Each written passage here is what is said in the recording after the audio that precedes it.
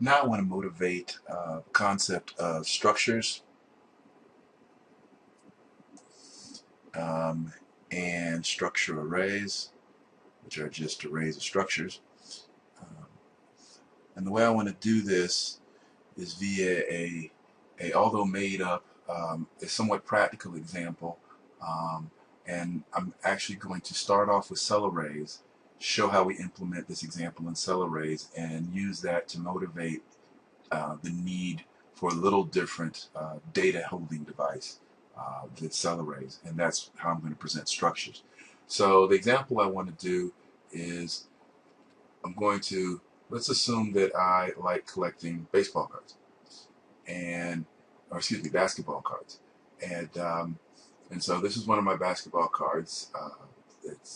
The name of the person is Huey Freeman, and um, and his position is guard, and his number is 24. These characters are taken, of course, from the popular uh, cartoon Boondocks.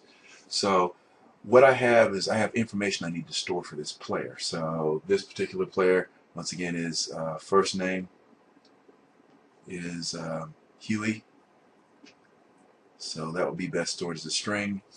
His last name is Freeman. Once again, that would be best stored as a string.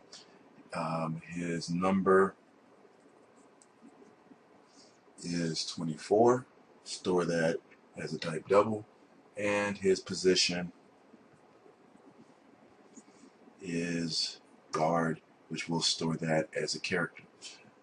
And so let's look at down here and run this code and watch how I store that as a cell array. So if you come down here on line 18, you can see I've created a variable called player, and that equals the cell array. Note the braces around the outside. Huey is a string, Freeman as a string, the double number 24, and the character G. And so now on line 19, if I display what that cell array looks like, you can see I have a cell. First of all, you can see over here in the workspace, I have a 1x4 cell of all cells, and then you can see I have a cell with the string Huey, a cell with the string Freeman, and a cell with the number 24, and a cell with the character G. Now, if I want to access these pieces of information, I do that on line 20 here, where I say first equals player, and I do braces 1. And if you notice when I execute that, first is a string down here. If I go up here in workplace, notice first is of type char. I do last on line 21. That's string Freeman. Next one is line 22. I do player in braces 3. And you see over here that is number equals 24, and that's of type double. So now I'm accessing what's inside each cell, and the same thing with position. That's of type char over here in the workspace, and that is the letter G. So that's cool. But as I assert here, that's cool, but what about the rest of the team? How do I do this for the rest of the team? So let me adjust my code here and bring up the rest of the team. Okay, and so what I'm going to do is create a cell array of cell arrays. And so if I bring up the rest of the team, there they are. There are 4 of the members on the team. And I'm going to put them into a cell array of cell arrays here on line 27. So I already have Huey. I put him in. Then I put the next player named Riley Freeman, number 13, position guard. Uncle Ruckus, number 10, position center. Robert Freeman, number 34, position forward, indicated by the F. And Jen Rummy, also number 40 also position forward. So that's the team. So now I have all of them in a cell array. So let's see how that works out in MATLAB. It's a cell array of cell arrays. So team is a cell array with 4 cells in it. Okay. And so let's look at this in MATLAB. So I define it here on line 27. Now I also want to point out there's something new here. These 3 dots over here, called ellipses. If you can't fit everything on one line in MATLAB, you can put these 3 dots in there, and that tells MATLAB to extend you to the next line. And so that's what's actually happened here. Is this has been extended to the next line. And so we'll use that often, especially when we use things like cell arrays or structures or what have you, when it takes a lot of screen space to enter the data. So on line 27, I run this. You can see team is 1, 2, 3, 4, 5. It's got 5 cells in it, and each one of those cells is a 1x4 of type cell. So over here you see in the workspace you see team 1x5 cell class cell. So this is a cell array of cells. So it's a Ziploc bag with other Ziploc bags in it. If I wanted to access the 3rd cell in the item or in team, I notice on line 30, team indexed at 3, 1, 2, 3, or even down here 1, 2, 3 is a cell, and is a cell of 1x4. So it's a cell that contains a cell of 1x4. On line 31, I skipped line 31. If I ran line 31, I would get an error here. And what it is if I say, okay, give me this thing on line 30, team in the 3rd location. That would be this cell. It won't be what's in the cell, it's just the cell itself. And so if I tried to access the second cell in that cell, that's not what I want. I want the second value that's in, or I want the second cell that's inside the value in that cell, or the contents of that cell. So that's sort of confusing there.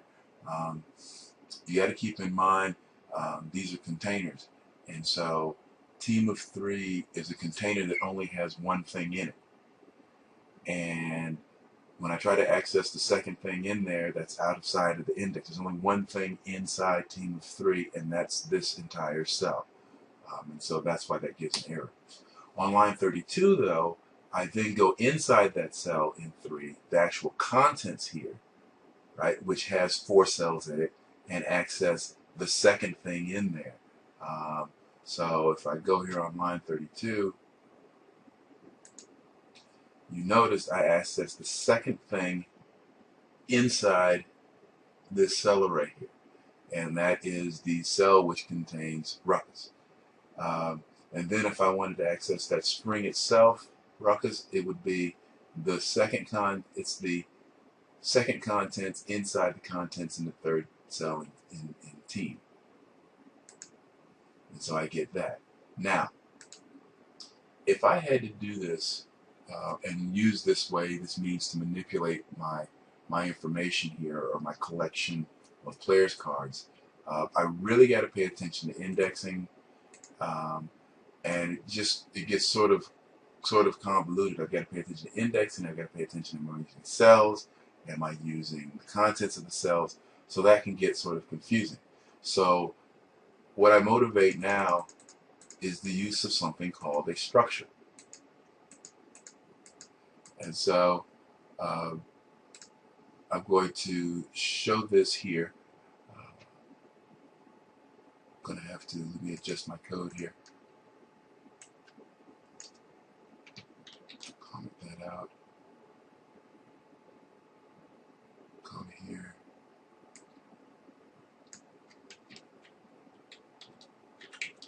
Okay, so what I want to do here is show this thing called a structure. Now, what it does is it indexes not by number but by name. And so what I'm doing here is I'm going to say create me a variable called player. much like I did up here on line 19, create me a variable called player, right? And give it a field of first, last, number, and position. Except for up here, I'm indexing by these numbers 1, 2, 3, 4. Down here, I'm actually saying player dot first means player I could index with the word FIRST here equals Huey. Player dot last equals Freeman. Player dot number equals 24. And player dot position equals G. So that way I don't have to use numbers and remember what they mean. I can just, if I want the first name, I use first. Or the second name, I use last. If I want a number, I use number. Position, I use position. So let's watch this in action here in MATLAB. So if you come over here and you look, what happens is just by doing that dot first and setting it equal to something, if you look over here in the workspace, it says player is a 1x1 of type structure. Right? So this notation indicates to MATLAB that I want a structure. So then I do it again, and I do it again, and I do it again. So now what I've done is I've built this structure called player that has 4 fields in it. One field is first, one is last, one's number, and one's position. So now here on line 46, let's see what that looks like. So I hit line 46, and you notice it looks different than we've done it before. It says player equals, and then it has over here nice columns and rows, first colon, first being the index, excuse me, not the index, but the field name first, value Huey, field name last, with a colon, value Freeman, field name number, value 24, field name position, value G. Okay, that is how you set up and create a structure. Okay, that's one way to do it. That's one method called the individual field entry method. Okay, next let's look at another method on how you enter structures. So I'll finish this execution here. Come back, comment that out, uncomment this. This line. Okay, so the way the individual field worked is I go variable name dot field name and then equals the actual value I want to put in, and I can do as many of those as I want. The group, what I call the group field entry method, is I use this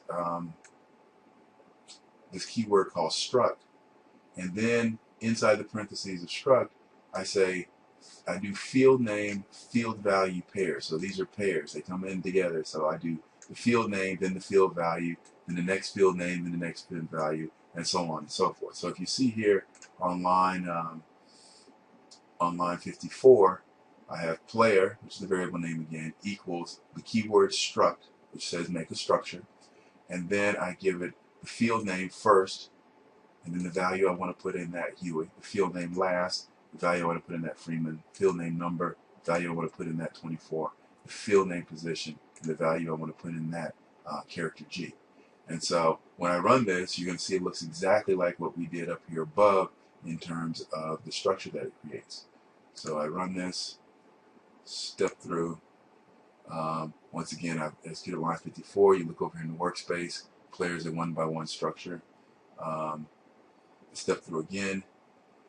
This is what player looks like here on line 56.